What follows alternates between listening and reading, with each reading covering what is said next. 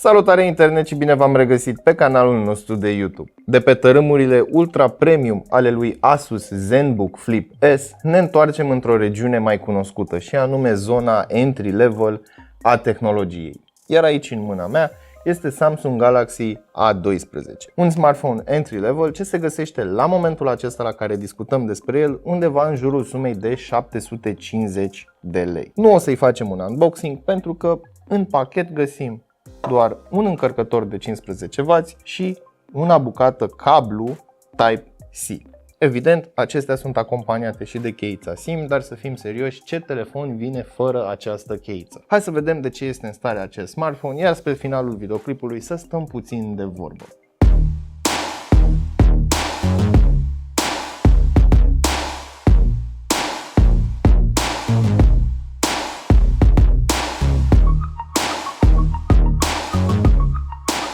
Rețeta lui A12 este una foarte simplistă. Un telefon unibody cu construcție de plastic și protejat cu sticlă pe față. În orice caz, telefonul cântărește undeva la 205 grame, are o grosime de 8,9 mm și o înălțime de 164. Asta înseamnă că dacă ai mâna mică, va fi destul de greu să ajungi în partea de sus a ecranului. Samsung nu și-a dat silința nici de data aceasta să introducă în acest segment panouri mai bune sau mai calitative, să spunem așa. 6,5 inch în diagonală, un panou PLS IPS, 720 pe 1600 de pixeli, undeva la 270 de pixeli per inch și un aspect 20 pe 9. Ecranul nu m-a dat pe spate, elementele sunt pufoase, dacă te apropii destul de mult vei vedea pixelii iconițelor și ale textelor. Luminozitatea nu este extraordinară,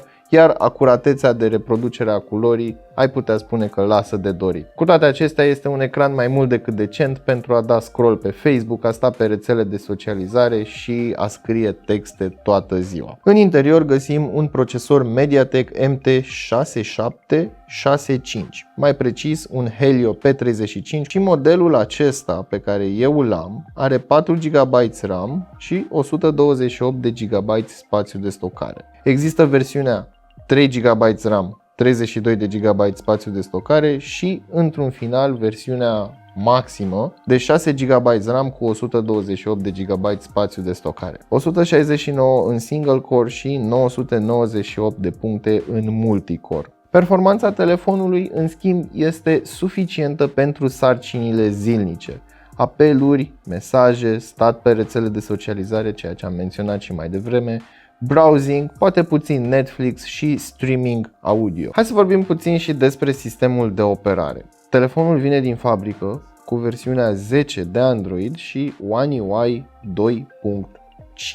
Ce-i drept, este o experiență, însă nu full, nu toată experiența pe care poate să ți-o ofere Samsung. Și de ce spun acest lucru? Ei bine, datorită procesorului, anumite animații tind să aibă lag din când în când, nu întotdeauna. De exemplu, acum am doar aplicația de YouTube și aplicația de setări deschisă și ulterior am deschis și aplicația de apeluri și mesaje. Evident, telefonul este nou, este abia scos din cutie și setat, dar odată ce vei instala diverse programe, ei bine, performanța ar putea să scadă. Totuși, procesorul nu este atât de puternic.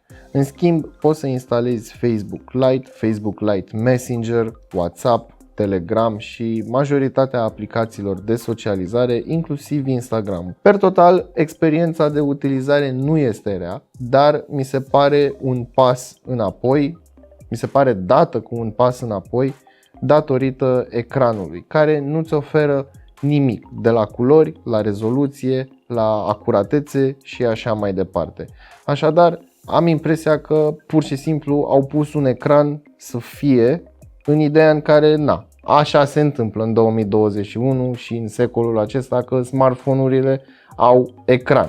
Și au zis, hai să punem și noi un ecran aici. Pe partea cealaltă, în schimb, ergonomia lui nu este rea deloc. Pe spate, mi se pare unul dintre cele mai frumoase telefoane pe care le-a scos Samsung în ultima vreme în această serie. Inclusiv această zonă care este diferită în finisaj, mi se pare că îi adaugă un pic de eleganță. Este pur și simplu un dreptunghi cu un pătrat unde sunt ascunse camerele. Pe partea dreaptă a telefonului avem butonul de power ce incorporează și senzorul de amprentă.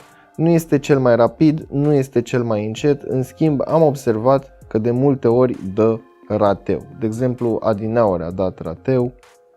Trebuie să fii foarte precis și foarte convingător atunci când atingi degetul. Mai sus avem butoanele de volum, iar în partea stângă avem și sertarul care nu este hibrid.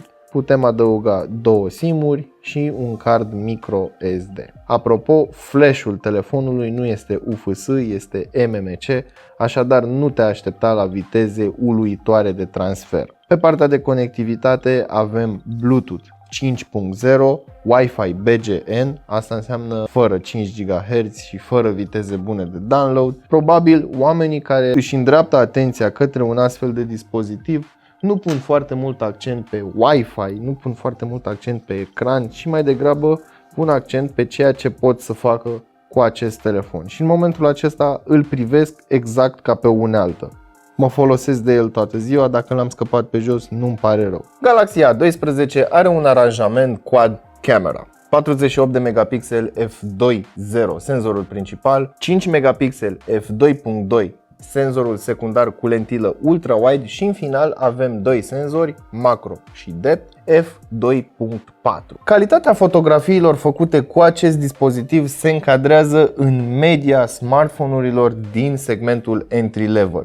Practic nu strălucește cu nimic și în cazul în care ai lumină bună, de preferat lumină naturală, vei putea scoate câteva cadre interesante. La polul opus, atunci când lumina este artificială sau când lumina este puțină, calitatea foto va scădea considerabil. Pe partea cealaltă, în schimb, avem o cameră de 8 megapixel f2.2. care nu este rea, nu mi se pare rea absolut deloc, nu are un nivel de detaliu extraordinar de mare, dar fotografia în sine, per total, pare bine conturată, bine construită și atunci de ce nu aș putea să folosesc aceste selfie-uri pentru rețele de socializare sau să-mi fac un mini blog. Dar, din nou, foarte mare atenție cu cantitatea de lumină. Cu cât este mai bună, cu atât calitatea va crește. În final, hai să vorbim și despre baterie. În interiorul telefonului se află un acumulator de 5000 mAh care se încarcă fast la 15W. Un standard, aș putea spune, pentru 2020-2021. Adică ar fi și păcat să nu avem fast charge la 15W, inclusiv în segmentul acesta entry level. Cam asta ar fi de spus despre Galaxy A12. Iar acum hai să stăm puțin de vorbă, pentru că deși este un telefon interesant din punct de vedere al designului, e chic, e modern, e arătos, e aderent, stă bine în mână și atrage atenția, cumva nu mi se pare destul pentru a-l recomanda cu ușurință. Și de ce spun acest lucru? E bine, competiția are în portofoliu un telefon ceva mai bun și știți foarte bine la ce mă refer. Mă refer la Poco M3. Am spus asta și în alte videoclipuri, că acel model de telefon a ridicat ștafeta în segmentul entry level. Mi-e foarte greu să pun în balanță restul de telefoane și acela, pentru că deși poți să întâlnești cu ușurință în acest segment de preț telefoane cu o cameră bună, dar cu baterie slabă, cu ecran bun, dar cu cameră slabă, cu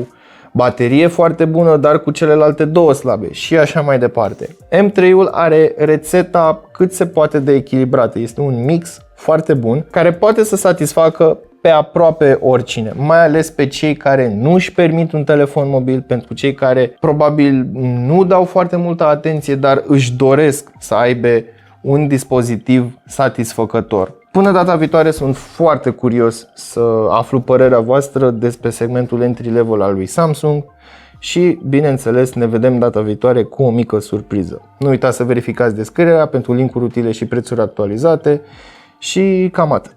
Salut!